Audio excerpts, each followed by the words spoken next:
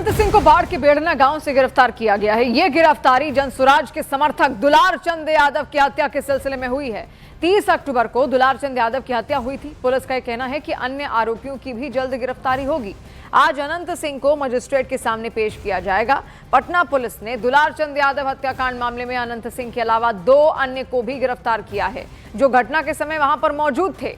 Anant Singh JDU के ticket पर Mokama seat से चुनावी मैदान में हैं। हालांकि अनंत सिंह का यह कहना है कि उनके ऊपर लगाए गए सारे आरोप बेबुनियाद हैं। वो इसे आरजेडी उम्मीदवार वीणा देवी के पति सूरजभान सिंह की साजिश बता रहे हैं। अब आपको मोकामा कांड यानी दुलार चंद की हत्या की पूरी कहानी वहां मौजूद चश्मदीद की जुबानी सुनाते हैं। आप उस दिन गाड़ी में थे, कहां बैठे थे, क्या देखा था? हम नहीं थे, मर्डर हुआ है। आप गाड़ी में थे, पीछे बैठे हुए थे?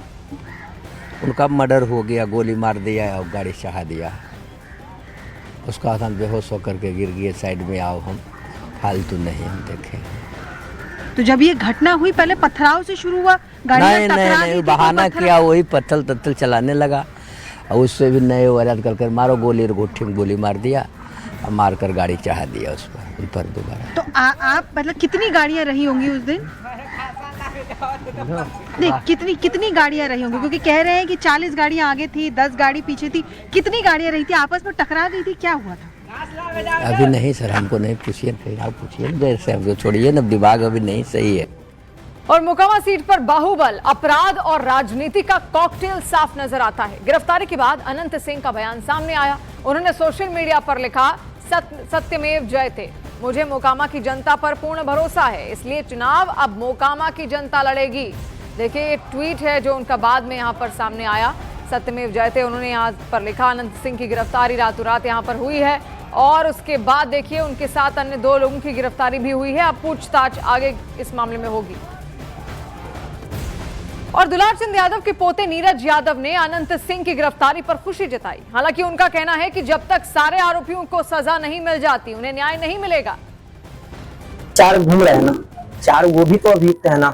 ऐसा थोड़ी अनंत सिंह मर्डर किया, सब तो इसमें शामिल है ना। 4 की गिरफ्तारी होगी, उसके बाद ही कुछ होगा तो होगा। अभी तक आपको न्याय नहीं, अभी कहाँ। अनंत सिंह तो एक मतलब सरदार है ना, उसका 4 चेला भी घूम रहा है। वो 4 चेला मेरे लिए खतरा ही है जी। तो 4 से आपको खतरा है? जी, अभी खतरा है। अभी मेरे पास सुरक्षा बल भी नहीं है, कुछ नहीं है, सब कुछ सबसे खतरा है। और मोकामा सीट से आरजेडी उम्मीदवार और बाहुबली सूरजभान की पत्नी वीणा देवी से खास बातचीत आप सुनिए।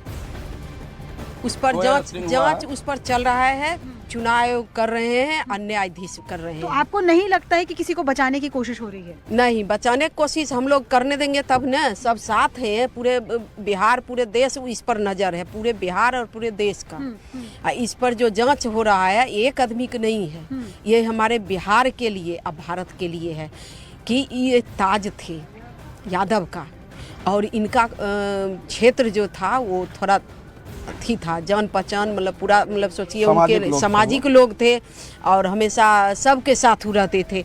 और हमारे लिए वो हमारे परिवार की तरह थे। उनके साथ जो था, ये नहीं कि राजनीतिक नहीं, एक परिवार की रिश्ता था।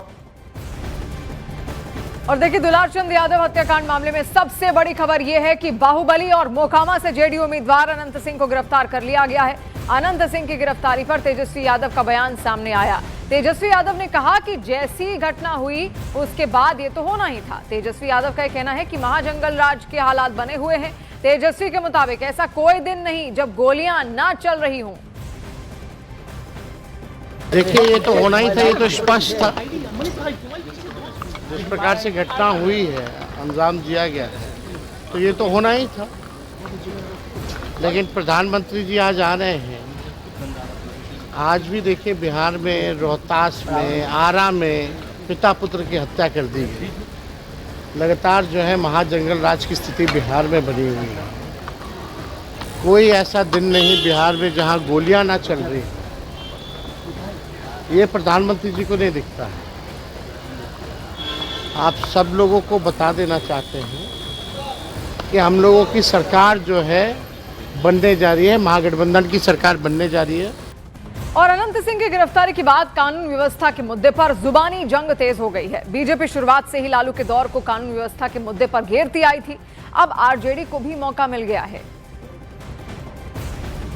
60 गाड़ियों का काफिला भी कल देखा किस तरह से उन्होंने मोकामा बाजार में अपने शक्ति का प्रदर्शन किया, और लगता है कि ये कार्रवाई बिहार सरकार की तरफ से नहीं की गई है।